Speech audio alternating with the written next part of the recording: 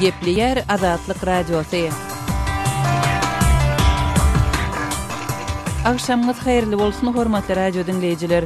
Şugun 2015-nji ýylyň 28-nji awgusty hepdeniň anyny habarlar gündeligimizi Pragadaky studiýadan men Gözel alyp barýaryn.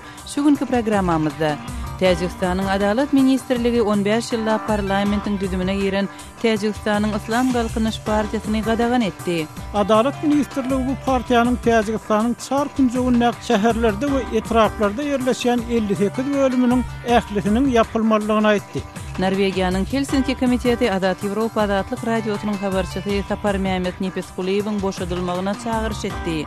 Turkmen government, they keep doing these kinds of things that Türkmenistanyň prezidenti bilen kabulda geçirilen duşukda oğan türkmenleri özleri üçin wajyp meseleleri bilen Gurban Gulyberdi Muhammedowa ýüzlendiler. Men ilimden gelenmi diýdi oğan türkmenlerine etdik diýdi. Her bir zatda diýdi men sizlerin alyňyzda amada diýdiler prezident wada berdi. Şuň biz bu we beýleki temalarda jekmejek durup geçeris. Programmamyzyň esasy bölegine başlamazdan ozal täzelikler bilen tanyş boluň.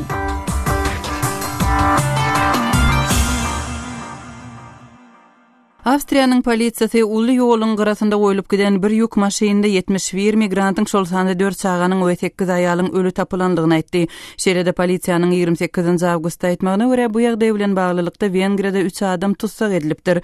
Polisiýa bu sowadagy ýük ulagyny Wengriýanyň paýtagty Budapeşte barýan ýoluň garasynda tapdy. Germaniýanyň kansleri Angela Merkel bu ýagdaýyň 27-nji awgustda Wienada Balkan sammitinde migrantlar meselesini maslahat eden Ýewropa liderlerini alada aldyranlygyny aýtdy. Ýewropa Birleşiginiň daşary siýasat boýunça ýolbarçysy Federica Mogherini betbaxçylykly wakanyň agza döwletlerini karary we jogapkärçilige gelmäge itermegine umyt baglaýanlygyny aýtdy. Ýewropa gelýän adamlar Ýewropadan gora galmak üçin gelýärler. Olar Ýewropanyň goragyna mätäç bolup, biz bu adamlaryň hukuk boýunça standartlarymyza laýyklykda şeýle-de halkara borçlarymyza hormat goýup goramaly diýdi. These people come to Europe and come to Europe for protection.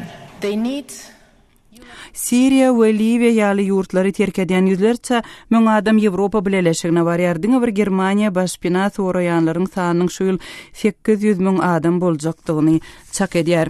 Täjikistanyň Adalet Ministrligi Täjikistanyň Islam Galkynyş Partiýasyny gadagan etdi we öňki Sowet Soýuzynda resmi hatap alynan Ýeketäk Islam Partiýasynyň öz işlerini jemlemegine 10 gün berdi. Ministrligiň 28-nji awgustda çap eden beýanamasynda Täjikistanyň Islam Galkynyş Partiýasynyň öz işini kanun taýdan dowam etdirip bilmeýänligini sebäbi resmi hatap alynan partiýa bolmak üçin ýeterlik agzatynyň ýokdugyny bellädi. Ministrlik partiýanyň 58 şäherdäki we etraplardaky bölümleriniň ýapylmalydygyny aýtdy.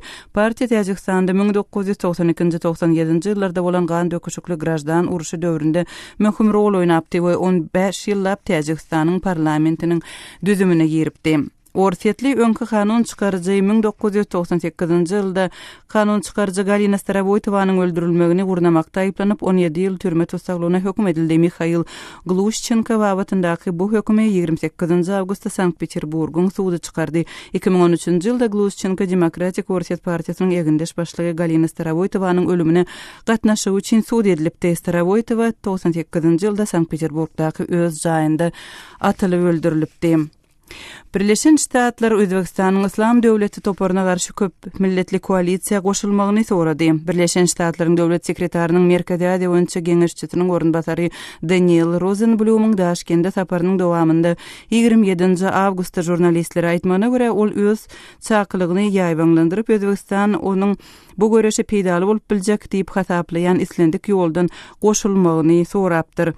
31 milyon ilatli esasan musulman dinli Özbekistan goňşy Awganistanda Taliban toparyna garşy uruşda NATO'nyň strategik ýarany bolupdy. Birleşen Ştatlaryň ykdysadyety geçen çärekde dikeldi şuurunda görkezden hereketi bilen beýleki ösen döwletlerden tapawutlandy we global bazardaky ösüşe bildirilýän aladalanmalary köşeşdirdi.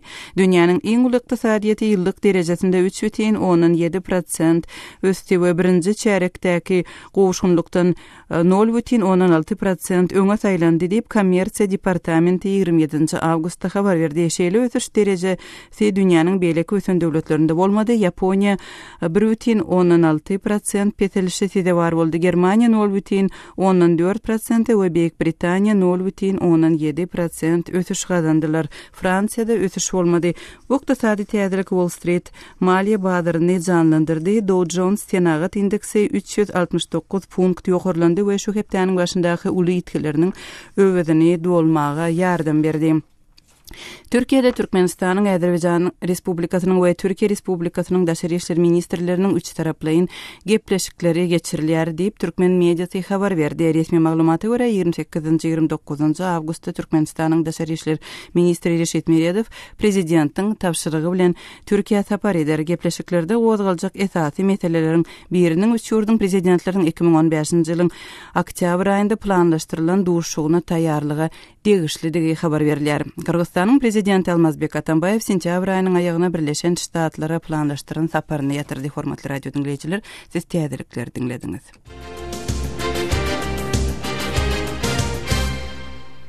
Gepleýär Azatlyk radiosy. Habarlar gündeligimize başlaýar.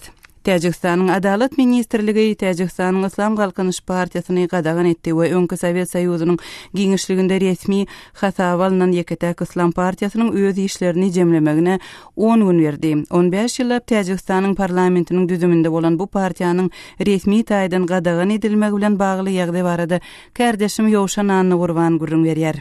Adalet Ministrliginiň 28 awgustda çykaran kararyna görä Täjikistanyň Islamçy gaýtadan Nöreýiş partiýasy agza sanynyň resmi taýdan hasaba alynan partiýadan talap edilýän meçhurdan azlygy sebäpli kanuny esasy işlemegini dowam etdirip bilmeýär. Adalet Ministrligi bu partiýanyň Täjikistanyň çar künjeginde şäherlerde we etraplarda ýerleşýän 58 bölüminiň ählisiniň ýapylmalygyny aýtdy. Bu habar Islamçy gaýtadan Nöreýiş partiýasynyň ýolbaşçylary duşenbede jurnalistlere täzik häkimetleriniň döredýän bökdönçlüklerine şol sanyny 24 awgustda paýtagtdaky ofislerini zor bilen ýapmaklaryna garamazdan öz partiýalarynyň syýasy işçiliklerini dowam etdirjegini aýdan gününden bir gün soň eýredi. Ministrligiň beýanatyna görä Islamçy partiýa nowatda kongresini hem geçirip bilmedi. Ýagny onuň duşenbedäki hususy aýlaryň birine döredilen edarasy hem bir kanun hasaplanýar.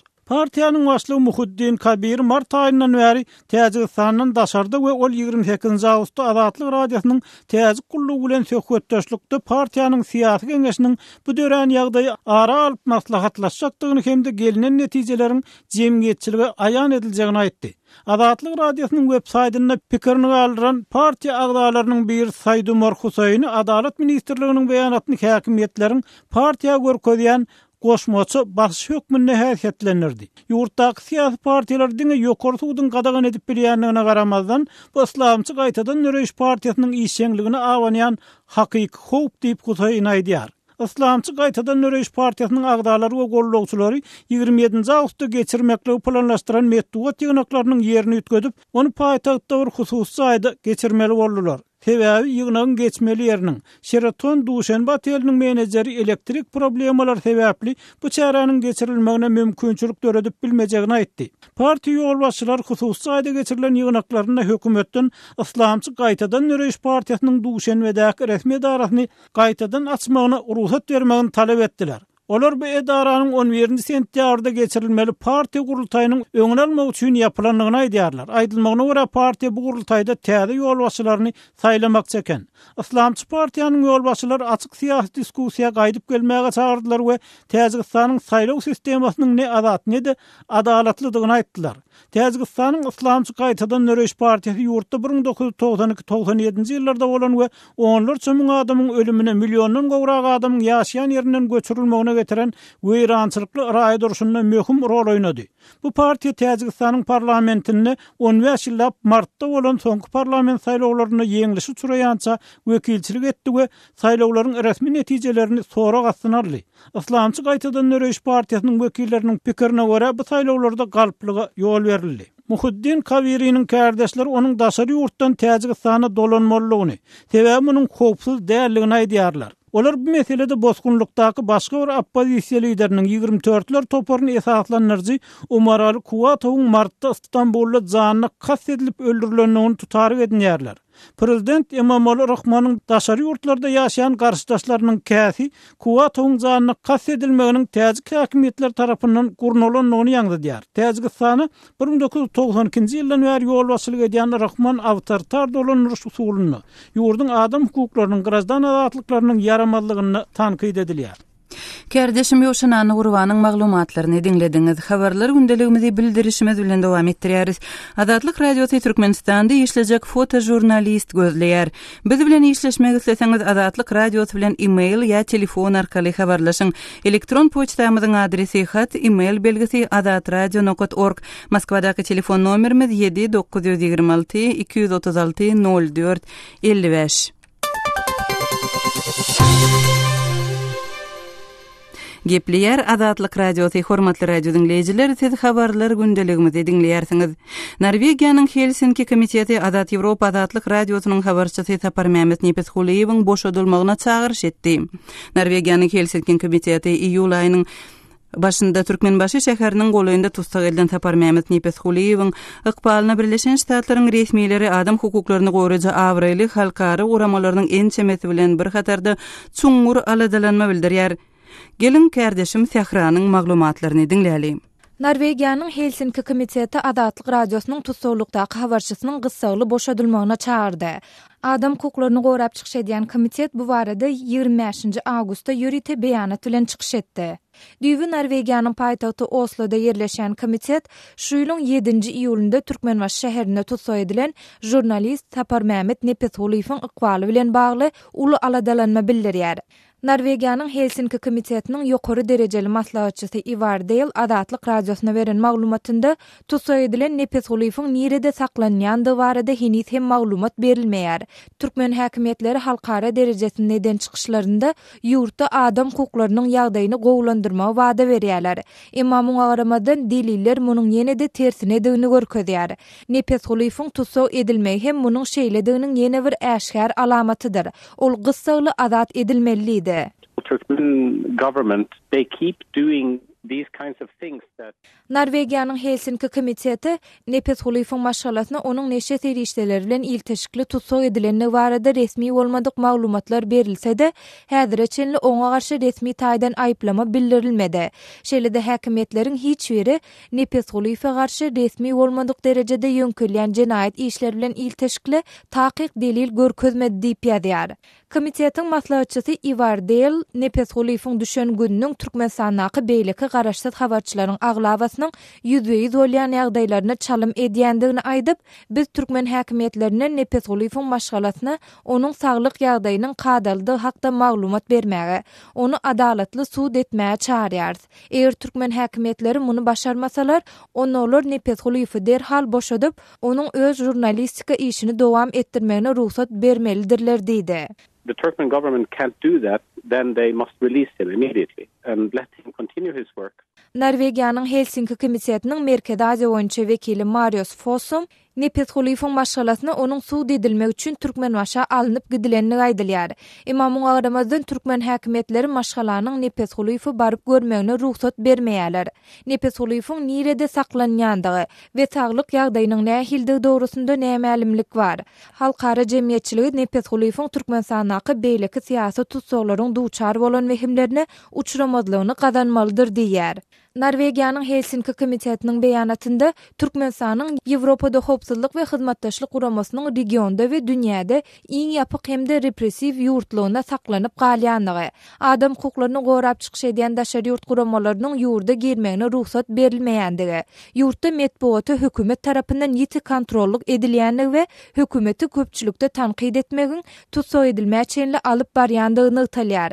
Gepin gerdişine görä bellesek, mundan owal hem adam hukuklaryny awraýly toporlar we guramalar şol sanda Amerikanyň Birleşen Ştatlarynyň döwlet sekretarynyn Merkezi we Günorta Aziýa boýunça kömekçisi Nisha Biswal we Ýewropada howpsuzlyk we hyzmatdaşlyk guramasynyň medeniýet azatlygy boýunça wekili Dunya Miatovic Azatlyk radiosynyň tutsaklykdaky habarçysy Sapar Mehmet Nepethuliýewiň ykbaly bilen bagly alada bildirip çykyş edipdiler. Kardeşim Sehranyň maglumatlaryny dinlediňiz. Gepleyer Azatlyk radiosy habarlary gündeligimizi dowam etdirýäris. Demirgazyk Owganystanda Türkmenowan serkedine golay töwerekleriň ýene biriniň söwüşçüleriň eline geçenligi habar berilýär. Şirin Tegap etrawynyň häkimi Seyit Suleyman Gehrik Astana Baba tewitiniň söwüşçüler tarapyndan batylyp alynandygyny gurrun berdi. Regiondaky soňky ýagdaýlar barada Owganystandaky habarçymyz Şamerdan Guly Maradynyň berjek maglumatlaryny dinläli. Vice-Prezident General dostum dün Serpil vilayetine vardı. Vilayetin Kohistanat adlı etrafının jeňçileri kup çıkardı. General dostumun gödögçiliginde Faryab vilayetinde da harbi çäre geçirildi. Türkmen-Awgan serhediniň golayynda ýerleşen 350 kilometrden gurrak territoriýanyň jeňçilerden arasalanandygyny general aýtdy. Ýöne Vice-Prezident General dostum Faryab vilayetinden idina dolanan badyna vilayetin käregyuny jeňçiler ýene ele geçiripdir.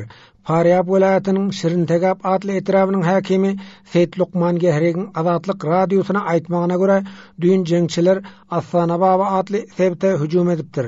Talibana garşy görüş alyp barýan Erbeki adly yerli ýaraglylar ýa-da çekilipdir. Astana Babany Taliban ýene basyp alypdyr. Astana Babany tünügün Qasni Ruhay hezişi vardı. Faryabın Şirin Tegap adlı etrafı Türkmenistanyň serhet ýakasynda ýerleşýär. Astana Baba sebti Şirin Tegap etrafyna degişildir. Hakimiň aýdysyça Astana Baba 40dan gurrak obadan abaratdyr. General dostumyň ýol başçylygynda Awgan güýçleri bu sebtde harbi operasiýa geçiripdir. Jeňçileri ýa-da serpikdiripdir.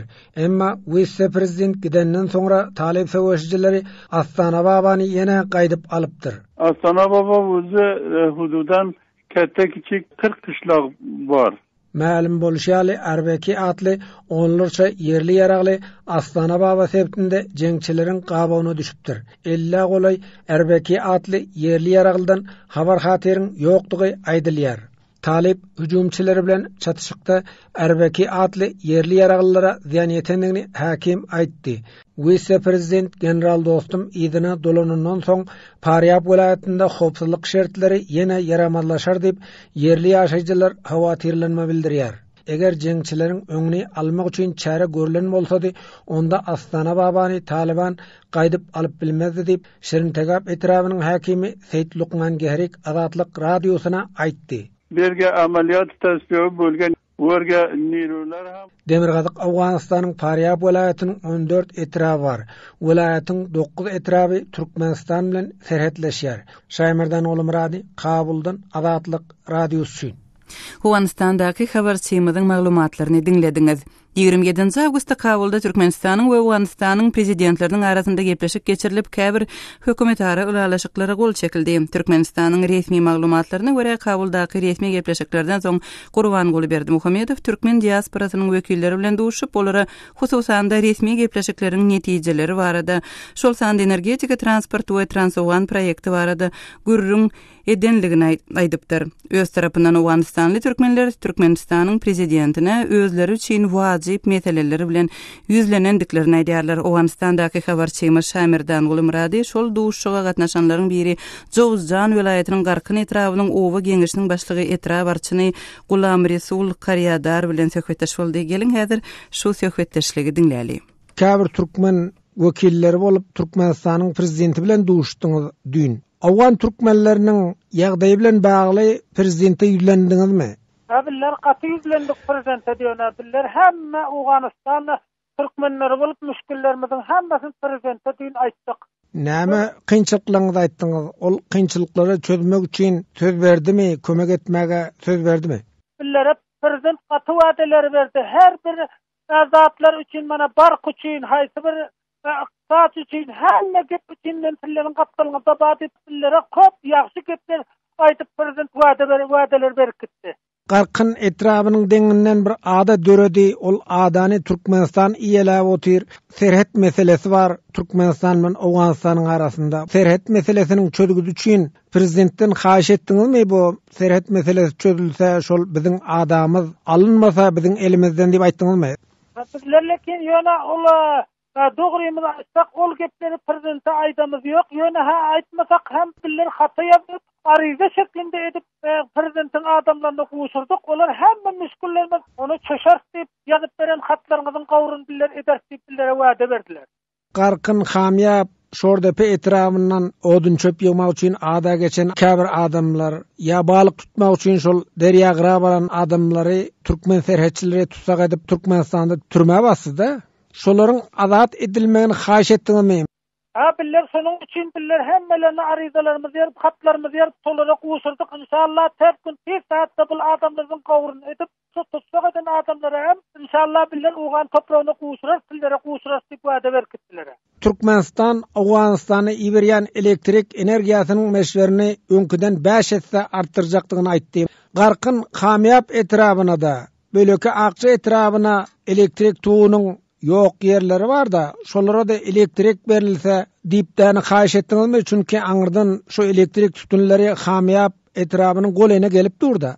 Bizler inşallah sudatlan hemmezin haýyş etdik billere, olar wada berkitdiki hamyapdan başlap inşallah hamyap bu garkyny şordepe ta Tokoya gelen çasylary inşallah bark beresip billere wada edikdiler. Türkmenistanyň döwletinden haýyşymyz var, biziň mana görüp wada berdik ki deryamyzyň qırasyny siziň garkyn uluswalygy hamyap uluswalygy ýeşedi gursap berjek diýip Türkmenistanyň hökümeti bize wada berdi. Welin maliki şol işimizi hem yetmän du haýyş etýär, indi biziň şol eden wadasyny durup biziň deryamyzyň qırasyny gursap berse, ýani şeýle biz Türkmenistan bilen hemsaýa goňşy. Şonam aýtdyňymy diýinem.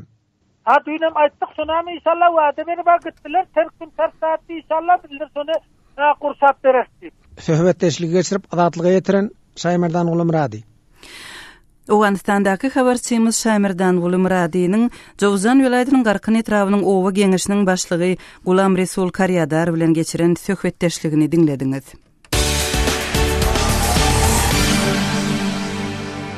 Gepleýär Azatlyk radiosy habarlar gündeligimizi dowam etdirýäris. Türkmenistanda 29 awgustda paxta ýığım kampaniýasy resmi taýdan başlanýar. Liwap vilaýatynda döwlet işgärleriniň resmi kampaniýa intek başlanmanka paxta ýığıma çekilip başlananlygy habar berilýär. Liwapdaky habarçymyz Osman Haliýew dinläli. Ertir 29 awgustda Türkmenistanyň Ahal, Mary we Liwap vilaýatlarynda, Daşgoz vilaýatynda bolsa 6 sentýabrda ýetişdirilen paxta hasylyny ýygnap almak möwsümine uly dawaralar bilen girişdiler. Türkmen Paxta Döwlet Konserniniň paxta rastlajy zawodlarynyň 36-synda paxta harmanlarynyň 152-sinde her vilayatda öňden bellänen meýdanlarda şol dawaralara giňlen taýýarlyk görüldi. Ýöne ýurtda paxta ýygymyna bellenip berilen resmi möhletden has öň Ağustos ayının ortalarında girişilip, her yıl dert bolşayalı, ona bilim, lukmançılık ve beyleki edare kärhanaların işgärleri giňden çekilip uğralıpdı. Ertir paxta harmanlarına davaralı ýagdaýda eltiljek hasylyň ilkinji tonnalary esasan şolaryň güýji bilen ýygyldy diýseň de boljak diýip, Liwap vilayatynyň bilim bölümleriniň biriniň işgäri Azatlyk radiosyna aýtdy. Şu günler mektepleriň tehnik işgärleriniň barysy paxta ýygymynda sentýabr aýyndan başlap bolsa okuwdan boş wagtlary hemde dinç günleri paxta ýygymyna muallimler hem çekiler. Lukmançılık, medeniýet we döwlet büdjetinden aýlyk alýan beýleki edarlaryň işgärleri de 3 aýlap esasy işini goýup paxta ýygmaly bolar. Bu döwlet üçin de ziýan bolup durýar. Sebäbi paxta ýygymyna çekilýän müňlerçe adama esasy iş ýerindäki edilmedik iş üçin zähmet haky tölenýär. Ilad üçin de ýeňil däl. Ýygym möwsüminde lukmançılık, kommunal we beýleki hyzmatlaryň hili mesemälim pesagaçýar. Eýsem ýetişdirilen paxta hasylyny keseden kömek çekmezden ýygnap alyp bolanokmy? Bu sowala käri boýunça ykdysatçy agronom köp ýyllap owa hojalyk ulgamynda dürli jogapkärli wezifelerde işlen Mehmet Kulaga bolar diýip jogap berdi. Munyň üçin ilkinji nowatda kärendeçileriň özleriniň paxta ýygymyna işçen gatnaşmaklaryny kazanmaly. Soňky ýyllarda olar kärendesiniň paxtasyny kömekçileriň gelip ýygyp bermesi bilen halis öwrenşipdirler. Kärendeçiniň öýünde oturup paxtany kömekçileriň ýygýan ýerlerde az däl. Ikinji edilmeli iş paxtanyň iň bolmanda 30-40%-iniň maşinlar bilen ýygylmagyny ýola goýmaly. Mehmet Kulaganyň pikiriçe Türkmenistanda owa hojalyk işleriniň guralyşynda Soyuz döwründen galan yörelgelerden el çekilen ok. Başka pudaklarda işleyenleri meydan işlerini çekmek. Şol döwürden galan endik. O hocalyk hünärmenleri bu gurda düýpli reformaları geçirmäge wagtyň ýetendigini aýdýarlar. Habarçymyz Osman Haliýewiň maglumatlaryny dinlediňiz. Türkmenistanda döwlet işgärleriniň paxta ýygyma hatda möhletinden öň çekilip başlanmagy sizde nähili pikirleri döredýär. Azatlyk radiosynyň Facebook we Wkontakte sosial ulgamlarynda ýerleşdirilen şu günki bu sowalyna gelen tesbirleri okap göreliň. Mehratly okujymyz näme gara işçi paxta ýygymçy gözläp başlandyrlar özlerine derek paxta ibermek üçin öňüm şeýledi. Häzirim şol boluş diýär. Dildara ady bilen ýazylan ýene bir tesbirde döwlet işgärlerinde eýýäm iş bar, olara degmel däl, emma işsizler hem köp.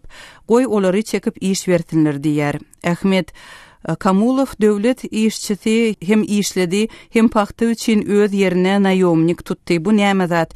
Hem işle hem paxta üçin naýomnik tutýa, işlesin ýa paxta ýygsyn diýip öz tesbirinde ýazypdyr. Hormatly radio dinleýijiler, eferde gozgalýan meseleler barada öz pikirleriňizi ma'lum etmäge çagyrýarys. Munyň üçin adathabar.com web saýtymyzda Facebook, Wkontakte sosial ulgamlaryndaky Azatlyk radio satly sahypamyzda tesbir ýazyň. Adathabar.com web saýtymyzda Türkmenistandan, derweden.net ýa-da garagum.info proxy saýtlar arkaly girip bolýar. Aşgabatda şu günkü gün ençeme esasy köçe ýapyklygyna galýar we transport üçin uly kynçylyklary döredýär. Şol köçeleriň ýapylmagyna ýarym ýyldan gowrak wagt boldy.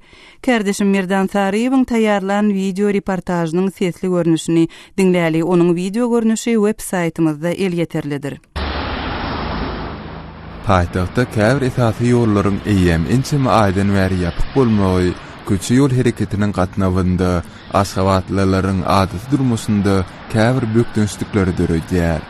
Aşgabatyň Baba Annanow köçesi Paraxtyda barýan ýol ýapylyp, ol Ozolky Aýtakow, häzirki Owuzhan köçesi bilen çatyragy, Ozolky Hudaýberdiýew, häzirki Niýazow köçesi bilen çatyragy öz içine almak bilen indi 7 aýdan bäri petikli bolup galýar.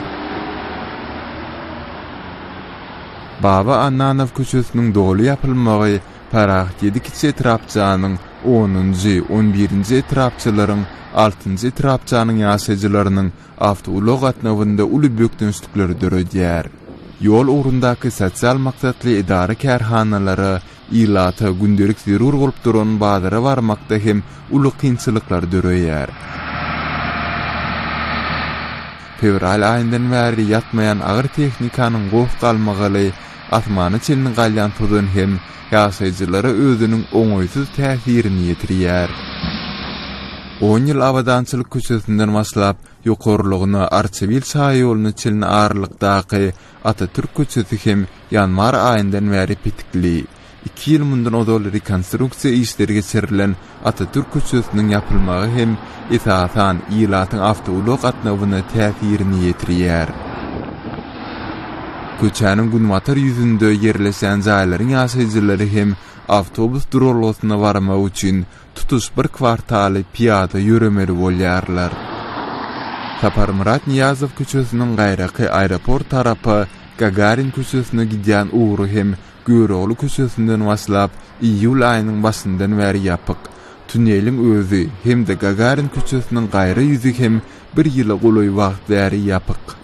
Saparmurat Niýazow köçesiniň ugrunda Göreoğlu köçesi bilen Azady köçesiniň aýrlygy hem 1,5 ýyl mundan ozal öňkü Gyzylhaç ketelhanasynyň ýerinde gurulan täze kardiologiýa merkeziniň açylyşyna taýýarlyk çäginde rekonstruksiýa edilipdi. Ol häzirki wagtda ýene-de söküldi.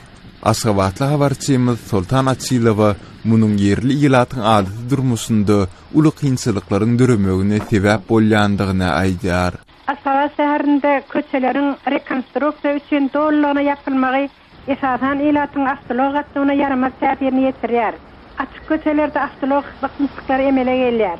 Ýapylan köçeler pesinden 1 ýyllap, 1,5 ýyllap ýapyk bolmagynda galýar. Tehnikalaryň sesi tottodan awtolog gatnawlarynda bökdünçlikler ýylatyň gündelik durmuşyna ýaramaz täsirini ýetirýär.